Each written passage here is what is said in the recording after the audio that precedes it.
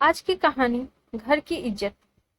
18 जनवरी 2020 को सुरेश के ससुराल में उसकी मृत्यु हो गई, जिसकी खबर सुनकर सभी उसके ससुराल गए और उसको घर लेकर आए। सुरेश की पत्नी काम्या भी उसके साथ ही थी, वह भी साथ में घर आ गई।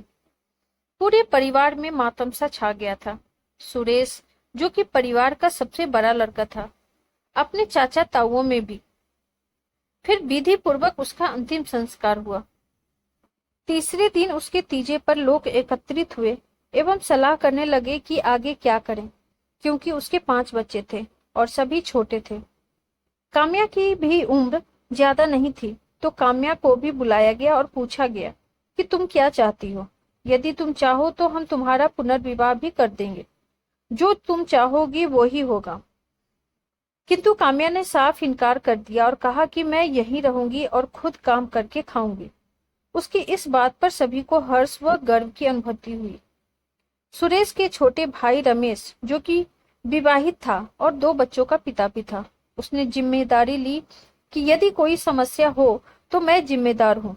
समय बीता, काम्या के परिवार वालों को काम्या पर शक होने लगा कि वह किसी को घर पर बुलाती है। यह बात धीरे धीरे पूरे गांव में फैल गई। काम्या के देवर रमेश ने भी देखा और उस व्यक्ति को पकड़कर धमकी दी कि आगे से ऐसा कुछ न हो। तो बात कुछ दिनों तक थम गई। कुछ दिन बाद यह सिलसिला फिर चलने लगा। काम्या अपने बच्चों को नींद की गोलियां खिलाती और उस आदमी को बुला लेती।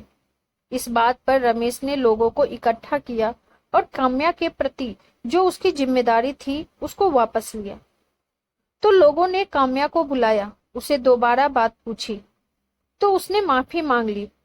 रमेश के चाचा ने भी काम्या की इच्छा पुनः जाननी चाहिए, परंतु काम्या ने साफ इनकार कर दिया और आगे कोई गलती नहीं होगी यह सांत्वना दी। लेकिन यह बात एक सांत्वना ही रहेगी।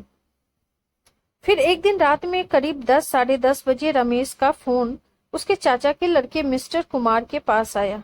कुमार जब अपने परिवार के साथ टीवी देख रहे थे। नवंबर के महीने के मौसम में थोड़ी ठंडक थी। कुमार ने फोन उठाया। हेलो, रमेश तेजी से बोला। हेलो भाई, जल्दी से तुम चाचा को लेकर घर आ जाओ, और हाँ, दूसरे चाचा को भी लेते आना। कुमार हिचकिचाते हुए, क्या हुआ भाई? रमेश, यहीं आके पता चल जाएगा। इतना कहकर फोन काट दिया। कुमार ने अपने पापा को यह बात बताई। कुमार के पापा काफी सज्जन व्यक्ति हैं और कुछ समय से बीमार चल रहे हैं। तो इस बात पर कुमार अपने पापा और ताऊजी के साथ रमेश के घर गए। वहां गए तो देखा काम्या के दरवाजे पर रमेश और 2 अन्य लोग खड़े थे। उनसे जाकर पूछा तो उन्होंने बताया कि काम्या के घर में कोई पराया व्यक्ति है, जो सभी अंदर है।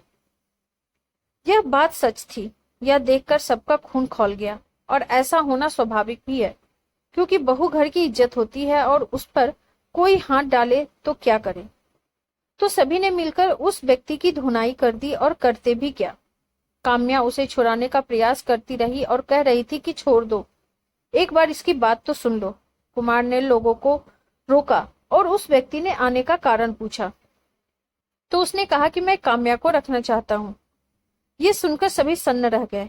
जैसे तैसे काम्या को उसके साथ भेजने की हाँ हो गई और ग्राम प्रधान को रात को ही बुलवाया गया। सभी लोग प्रधान के साथ बाहर बैठे।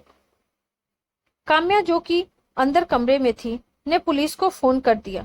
पुलिस आई और काफी बातचीत के बाद थाने में चलने की बात हुई कि जो बात होगी थाने में ही होगी।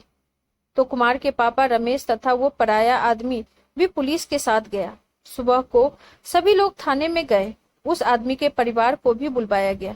उन्हें सारी बात बताई गई, लेकिन उसकी माँ और भाई ने साफ इनकार कर दिया। इस बेकार चरित्रहीन नारी को हम अपने घर में नहीं ले जाएंगे। और फिर पीछे 5 बच्चे भी। उस व्यक्ति का भी एक लड़का था और उसकी पत्नी मर गई थी। काफी मशक्कत के बाद भी कोई फैसला नहीं हुआ। फिर उन तीनों को जेल भेज दिया गया। तीसरे दिन जमानत पर वह बाहर आए। काम्या ने जो वकील किया था उसको भी अपनी लाइन पर रख लिया था। खैर, सभी काम निपट गए और घर आ गए। फिर इसके बाद उस पराये व्यक्ति ने भी उसे ले जाने से मना कर दिया, क्योंकि वो तो सिर्फ उसका इस्तेमाल कर रहा था, वरना उसका भी एक बेटा था और 5 बच्चे काम्या के भी थे। भला अच्छा बच्चों को कौन पाले। इससे सबसे बड़ी हानि काम्या को ही हुई। उसने इज्जत भी गंवाई और परिवार से भी दूर हुई और अपने बच्चों के भविष्य में होने वाले सम्मान पर भी एक कलंक सा रख दिया। काम्या जिस घर की बहू थी, वो परिवार बहुत ही सीधा और सरल था। इसमें कुमार के पापा इतने सज्जन, ईमानदार और इज्जतदार व्यक्ति हैं जिनका पूरा गांव सम्मान करता है। लेकिन कोई भी व्यक्ति दुनिया से जीत सकता है पर अपनों से हार जाता है। और रही बात बहू की, तो घर की बहू पर कड़ाई से भी नहीं पेश किया जा सकता। कहते हैं कि जिस बहू को शादी से पहले पूरा कुनबा देखने जाता है, शादी के बाद वह अकेले पूरे कुनबे को देख लेती है। हर जगह सिर्फ पुरुष ही गलत नहीं होते, कहीं पर कुछ स्त्री भी गलत होती है। अंत में मिस्टर कुमार कहते हैं, हमारे घर की इज्जत किसी की रखैल हो गई, गुनाह किसी का था और हमें जेल हो गई।